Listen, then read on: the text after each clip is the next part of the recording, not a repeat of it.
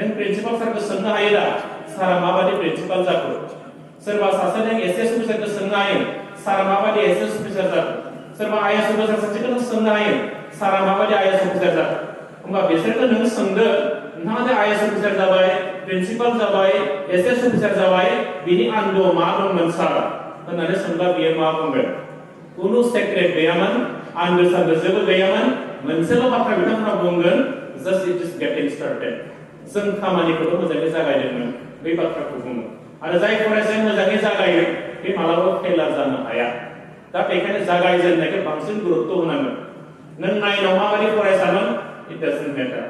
नों 8 आव माबायदि फरायसामोन it doesn't matter नों दा क्लास 10 नि स्टुडेन्ट गतिके क्लास 10 गासै बिराद मोजां साननांगोन नों because we cannot change the past but we can change the future by entering the present जोङो पास्टखौ सोलायनो हालिया मैयाखौ सोलायनो हागोन नामा जों हाला बे गाबोनखौ सोलायनो हायो जों बोरै सोलायगोन गाबोनखौ दिनैखौ मोजाङै गाग्लोबनांगोन जों दिनैखौ बिराद मोजाङै मावोब्ला गाबोनखौ सोलायनो हायो जों खिन्थु मैयाखौ सोलायनो हाला जों नों 10 नि स्टुडेन्टआ नों 9 आव मामोनखौ सोलायनो हागोन नामा हाला जों बेखौ बावदों नों दान चेप्टार बियो दा नों मा खालामनांगोन नङा आंहा 11 12 खौ बिराद मोजां खालामनांगोन बेखायनो क्लास 10 नि रिजाल्टखौ बिराद मोजां खालामनि आं बे थांखिजों सोरबा मावोब्ला नों साक्सेस जागोन दा बेखायनो जोङो मैयाखौ लानानै टेनसन जानो नाङा गाबोननि थाखाय टेनसन जा आरो गाबोननि थाखाय टेनसन थायोनो नों दिनैखौ मोजाङै गाग्लोबनो हानांगोन होमबासो नों साक्सेस जागोन दा बेखायनो गिदिर गोलाव मानसिफ्रा बिदिनो बुंदों साक्सेसफुल मानसि बेखायनो बेखौ बुंदों माने सेक्रेट होननाय जेबो गैया सेक्रेटआ मोनसेल' just it is getting started दा बेखायनो बे सेक्रेट होननाय बाथ्राखौ नोङो बारा साननो नाङा जेबो गुबुन गैया देरहासार जानायनि मोनसेल' मन्त्र बेयो जाबाय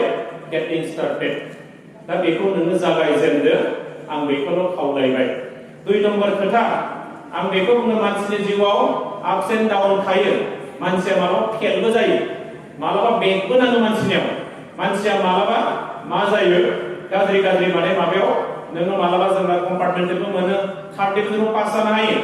it doesn't matter but matter is that it shouldn't be repeated in your future life नोंनि फ्यूचर लाइफआव बे रिपिट जानो नाङा धनी मानसिफोरखौ जों नायदों बुहुमनिनो बयनिख्रुइ धनी मानसि बिल गेट्स नाम खोनादोंना खोनायाखै बिल गेट्सनि नाम खोनादों बेसेबां खामायो मिथिगौ ना 1 मिनिटाव 15 लाख खामायो भारतनि फैसाजों आरो होमबा सानसेयाव बेसेबां मिनिट थायो 1 मिनिटावनो 15 लाख खामायनो हायो बे होमबा नोङो सानना नायदो दा सानसेयाव कई घन्टा थायो हा 24 घन्टा 1 घन्टायाव बेसेबां मिनिट थायो बेसेबां 60 मिनिट्स बेखौ न'आव थांना सानैनाय बेसेबां खामायनो हायो सानसेयाव 1 घन्टायाव 60 मिनिट नङा होमबा बेनिफ्राय सानसेयाव बेसेबां 24 घन्टा बे मिनिटाव लांनानै गासैबो सानजोबबाय न'आव थांनानै माबाया केलकुलेटरखौ लानानै बेयाव मिथिगोन नों बिल गेट्सआ सानसेयाव बेसेबां खामायो बै बिल गेट्सआ मोनसे खोथा बुंदों आंबो जिउआव फेल जादों नाथाय आंनि लोगोआ खेबसेबो फेल जाफेराखै आरो खेबसेबो फेल जायै आंनि लोगोआ दिनै माइक्रसफ्टनि सासे इन्जिनियार आरो माइक्रसफ्टनि बिगोमा जादों फेल जाग्रायासो बिगोमा सामफ्रोमबो पास जाग्राया जास्ट एन इन्जिनियारल' बियो बेखायनो बिथाङा मोनसे खोथा बुंदोंमोन I failed in some subject in exams but my friend passed in all but today I see my friend is an engineer in Microsoft and I am the owner of the Microsoft आंनि लोगोआ खेबसेबो fail जाफेराखै आरो बे खेबसेबो fail जाफेरै लोगोआ दिनै माइक्रसफ्टनि engineer आरो आं माइक्रसफ्टनि मालिक आरो होमबा मानसिनि जिबनाव मालाबा फेलबो जायो बे गिदिर बाथ्रा नङा नाथाय नों मा जाहोननि थाखाय फेल जायामोन it should not be repeated in your future life मा जाहोननि थाखाय नों फेल जायामोन बे खामानियाल' दुनाय जानो नाङा जादों बेखौ खनले नों मावबाय थानो नाङा बे बाथ्राखौसो बिथाङा बुंदों दा बेखायनो मोजाङै जागाय फेल जाबाबो नों टेनसन लानो नाङा मा जानो थाखाय नों फेल जायामोन बेखौल' रिपिट खालामनो नाङा नों 1 नम्बर खोथा 2 नम्बर खोथा सिनसियार डेडिकेसन खस्थ' खालामनो हानांगोन जाय खस्थ' खालामनो हायो बे मानसि जागोन दा बेखायनो फरायसालियाव नोंथांमोनखौ सोंनो लुबैदों नों सोर बे बाथ्राखौ फार्स्ट नों फिल खालामनो हानांगोन हु एम आइ आं सोर दा नोंखौ सोङोब्ला नों मा बुंगोन नोंनि मुङा मा नाम मा नाम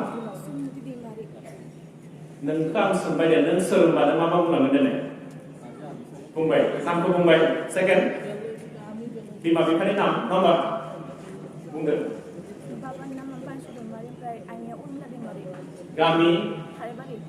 पोस्ट ऑफिस नावकाटा होमबा नोंखौ सोंनाय लोगो लोगो फार्स्ट बेखौ बुंगोन आं अमुक आंनि आफानि नामा अमुक आंनि नाया अमुक होमबासो नोंखौ सिनायथि मोनगोन नङा होमबा सिट डाउन प्लिज खिन्थु जेब्ला नोङो स्टेन्ड खालामगोन आरो नोङो बेयाव जुदि स्टेन्ड खालामोबा नावकाटा मिलन हायार सेकेन्डारिनिफ्राय गामोनसो मेट्रिकआव स्टेन्ड जायोबा होमबा उल्था बुंगोन मा बै बिफाया उल्था सिनायथि होनांगोन आं अमुक फिसा माने अमुक हिन्जावसानि आं बिफा नङा होमबा सोलायना सोलायनाय आइडेन्टिटिया गाबोन समफोर जुदि नोङो स्टेन्ड खालामोब्ला उल्था नोंनि आइ आफाया उल्था सिनायथि होनांगोन आं अमुकनि बिफा अमुकनि बिमा दा बे आइडेन्टिटि सोलायो दा बेखायनो नोंखौ खावलायदों खस्थ' खालामनो हानांगौ एम आइ नों फार्स्ट फाइन्ड आउट खालाम आं सोर 2 नम्बर खोथा व्हाट कैन आई डू आं मा मावनो हायो नों मा मावनो हायो होनबा सोंगोन सोर सारिथायाव सिखारनाय आखाइ थिखांनाय सारिथायाव सोर सिखारो सासे सानै थगायनो मोना दै आखाइ खबनाङो खुब खम सिखारो सारिथायाव 5थायाव सोर सिखारो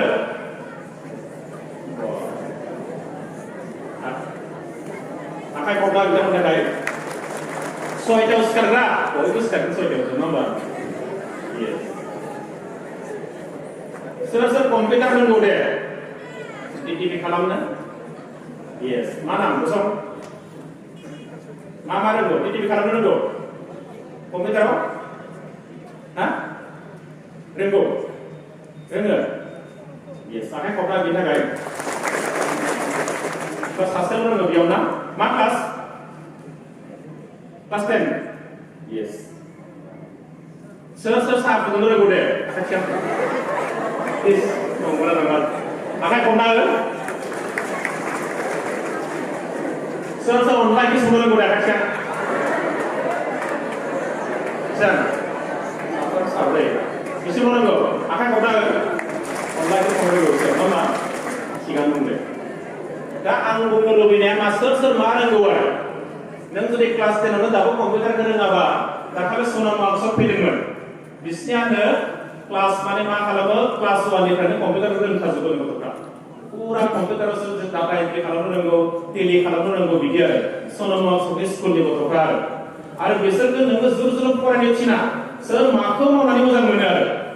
सोरबा जुदि बियो बिराद माने गेलेनानै मोजां मोनोबा गेलेनोनो थिबाय थागौ बेखौ नों गेलेबाय था सोरबा जुदि बियो दंफां सायाव जिरायनानै बिराद मोजां सावगारि आखिनो मोजां मोनोबा सावगारिखौनो आखिबाय थानांगौ फरायनो थिना बेखौ सोरबा जुदि सानैसोआ जुदि ना बोननानै बिराद मोजां मोनोबा नाखौनो बोननो होबाय थागौ बेखौ एक्सपार्ट जानांगोन नङा होमबा सागराव थांनानै ना बोनग्रा जानांगोन बे गिदिर नाफोरखौ जमा खालाम फाननो हानानै बिराद रां खामायनो हागोन ना बे नङा होमबा बेखौ माने बेयाव मा आइडिया दं बेखौ होजोबगोन बेनो दा बेबादिसो नेचारजों थांफानानै सोलोंथाइखौ बिथाङा होनाय जायो दा दाखालि बिथाङा समा बिराद खममोन बेखायनो बारा गोलाव रायलायनो हायाखै बिथाङा नाथाय बिथांनि स्कुलाव दा बेयाव खालि पास जानायखौल' नङा बिथांनि स्कुलाव फरायनांगौब्ला फेल जानायासो सिट मोनो थारमोन बे पास जानाया साबसिन सिट मोना बेयाव थार पास जानायाथ' गावनि जिउखौ दाखागोन बे नङा होमबा खिन्थु फेल जाग्राखौ सोर नायनो बेखायनो मा जानानै फेल जायो बै जाहोनफोरखौ स्टाडि खालामनो थाखाय रिसार्च खालामनो थाखायसो बेयाव एडमिसन लाहैयो दा बेखायनो नोंथांमोना बारा टेनसन लानो जोबोद दरकार गैया नों मा रोंगौ बेखौनो लानांगोन दा जुदि आं बुङोबा साहा फुदुंनो रोंगौखौ होनदों लोंदो नों ओरैबादि गोदै जागोन बे गुस्थिस थाखुलायगोन बेयो नङा होमबा सानैसोनिखौ नायदो लाल साहा ओरैबादि गोसोम जागोन बेयो नुबानो सानखागोन बेयो मा साहा बेलाय लाल ना ब्लेक टि नङा होमबा दाना आरो सासे गाइखेर साहा फुदुंगोन गोसोम बिदि आरो दा बिदि साहा मा जानो बेलाय आंथ' ओरै फैब्ला बिराद दुखु नाङो आं गरेस्वरावबो मोजां साहा मोना आं बै मोनसे पाकघर होननाय दं गरेस्वराव गोदान दखान खुलिदों कफिखौ सानबा लोंबाय ओमफ्राय खेबबा सानसेबो मोजां मोनलोङासै आरो आं खोमा खेबबाय दोननो लास्ट आं बेयाव लोंला होननानै आं दहाय बुंबोदों आरो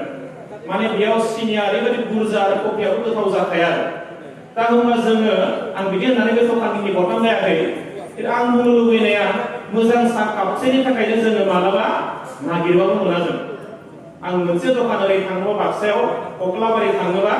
कुनुदिन बावा आं बृन्दावन होननाय मोनसे बेकारि दं बेयाव हाबलांखायो मानो कफि लोंनो थाखाय आरो दाखालि आं बिबान्ता हटेलाव कफि लोंदों आं सानदोंमोन बिराद गोथाव जागोन खोमा बारा गोथावथ' नङा कापसेयाव बेसेबां मिथिगौ ना 625 टाका कफि कापसे आरो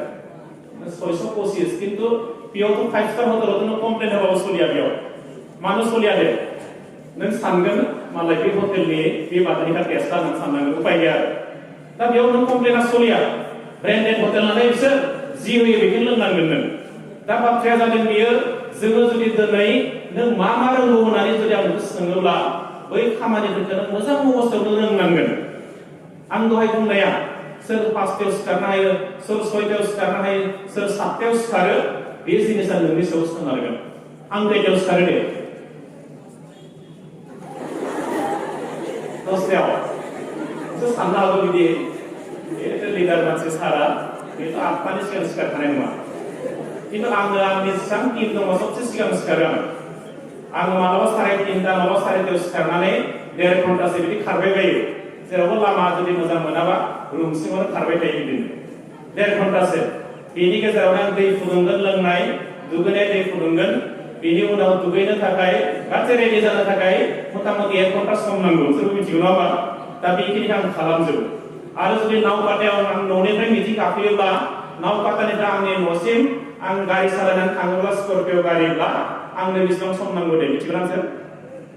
8 घन्टा नांगोन बेनिफ्राय होमबा 8 घन्टा गारि सालायनानै आं नोंसिनाव बेयाव मिटिं गाखोयो होमबा खैटायाव सिखारनांगोन बेयाव 12टायाव मिटिंब्ला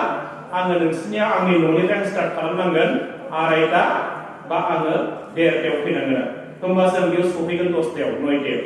बेबादि अंक खालामनानै फैयो दा नोंसोर सानो मा बिसोर लिडार मानसि बिराद माने उन्दुखायो बिदि सानो जों माने कोनो दिन माने 12टानि सिगां उन्दुआ बिनि उनाव जों 3:30टायावनो सिखारो 3टायावनो सिखारो बिनि उनाव माखासे खामानि मावबाय थायो रेडि जायो दा बेखिनि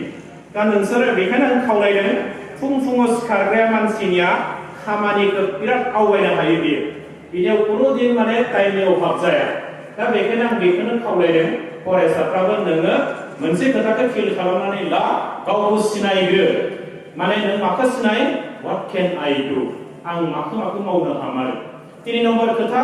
व्हाट आर माय एबिलिटीज आंनि एबिलिटीजफ्रा मा दं व्हाट आर माय एबिलिटीज आं मानि थाखाय योग्यता दं आंहा बे खोथाफोरखौ नों एसे फाइन्ड आउट खालाम रिकगनाइज खालाम आं बेखौ बुंदेरबाय दा सेकेन्ड बाथ्राया जादों दहाय बुंनाया सिनसियार डेडिकेसन खस्थ' खालामनो हानांगोन खस्थ' खालामनो हायोब्ला जिउआव बहुत गोजौआवनो गाखोलांनो हागोन आदारवाइज हानाय नङा दिनै जों नायदों खेलावालानि फिसालायाबो दिनै आईएएस अफिसार जादों दिनै रिक्सावालानि फिसाजोआबो दिनै सार्टार एकाउन्टेन्ट टपार जानो हादों खस्थ' खालामनानै होमबा जों मानो हाया दिनै गबिन्द जयसवालमोन बादि बिनि बिफाया थेलासो सालायो किन्तु आईएएस अफिसार शेख मोहम्मद आनसार बिमाया खामला मावो हाजिरा मावो नाथाय इन्डियानि यंगेस्ट आईएएस अफिसार जायो बियो सोर बेलाय शेख मोहम्मद आनसार मोना होमबा जों मानो हाया जोंबोथ' हागोन ना नङा होमबा आंनि आफाया मास्टार मावो आंनि आइयाबो टिचार मावो आंनि आइया नार्स मावो आंनि आफाया टिका मावो गतिके आंनि आफाया बिजनेस खालामो होमबा आं मानो हाया जोंबो गोसो फोरानांगोन बिसोर हादोंब्ला जोंबो हानांगोन मालायफ्रा दाखालि नुदों आं NEET मोनसे आनजाद दङ नोंथांमोना मिथिगोन उनाव नङा होमबा दाबो जायफ्रा इन्टारेस्टेड मिथिगोन निट होननानै जों जायखौ बुङो